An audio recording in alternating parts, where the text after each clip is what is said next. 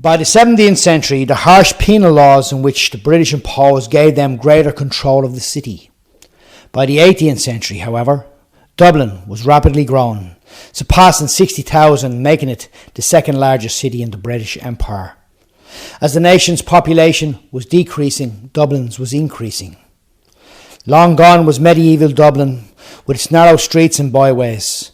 The White Street Commission came in and converted the city, causing all the buildings to face towards the Liffey. Georgian Dublin was now on the rise. All along the streets, Sackville Street, which is now O'Connell Street, Merrion Square, also which came with the design was 5 beautiful gardens, the most famous of all, Stephen's Green. The gentry arrived and made homes in these homes, which were Georgian buildings, overlooking beautiful gardens, picturesque horse and carts, dressed flamboyantly in this absolutely beautiful city that could only be compared to Paris. Not only was it known for its architecture, but also for the arts. However, as the famine prepared the land for the people, the Act of Union prepared the people for the land. Insomuch as the gentry now fled Dublin, leaving all the Georgian buildings lying on their own, and houses that was designed for one family had now been architecturally designed for 10. 10 families were ushered into what was the birth of a city that was once flamboyant, beautiful, and absolutely wonderfully designed, would now be branded the city with the worst slums in Europe. Remarkably, through life, most of us coming through the experience that's handed down to us, we've all becoming social analysts, really. I suppose masters of the bay, outside of the realm of academia. But yet, within our society and the generation which we were born, in all its favourable things that was added to each individual's life, we can also see the injustice and the things that took place there. How much more was it for the people of 1847 in that winter as they made our way towards Dublin and crossed over into the city to find a city that was absolutely neglected and left behind by the Act of Union.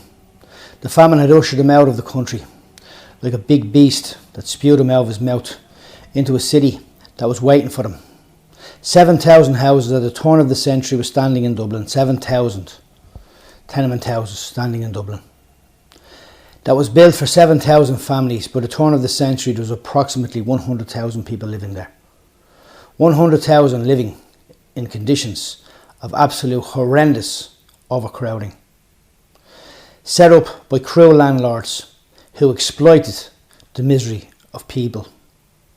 People point the finger, and I can understand where it is, at the British government and what they did, the British policies. The political elite of our own country also had a hand to play, and also down into the fabrics of society, even down into local government.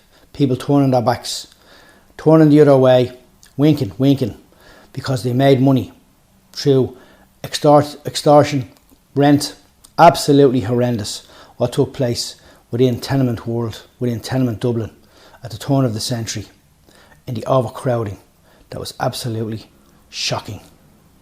100 years ago, in 1915, Dublin had the worst housing conditions than any city in Great Britain. It has also been stated that 5 times as many children died in the Dublin slums than they did in any city in the UK. Dublin and its overcrowding, its infant mortality,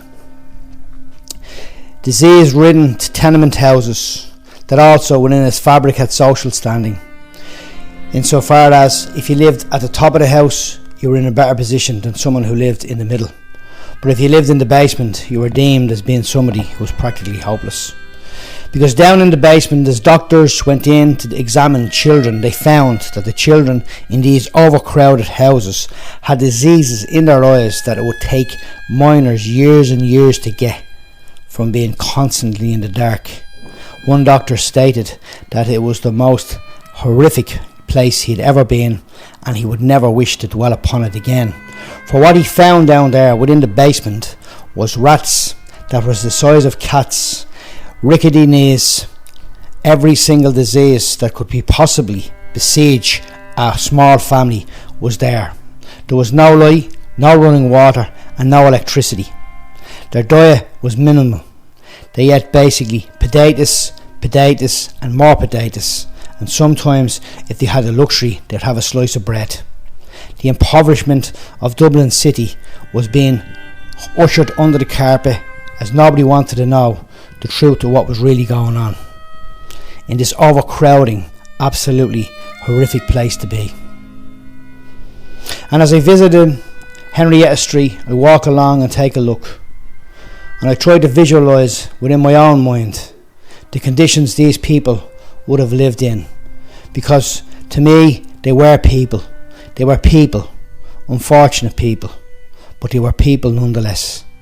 People that were branded as more or less criminals because of the fact of their social standing in life, what they were born into, working class Dublin.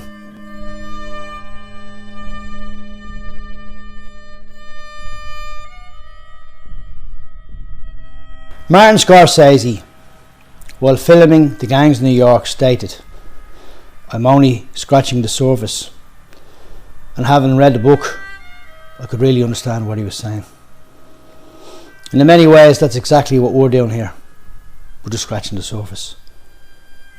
It's practically impossible to relive, to rebirth, to go back to a generation that's dead, to go and look for oral testimonies of people that lived during that time.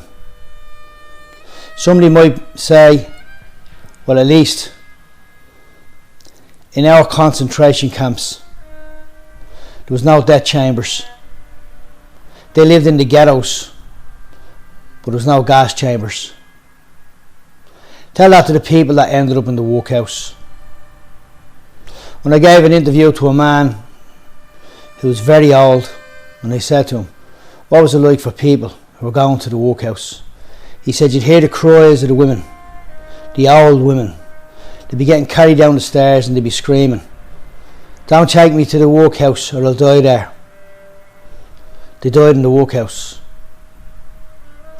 Well, the industrial skills was in many ways air gas chambers. They gassed a generation, they would rear another generation.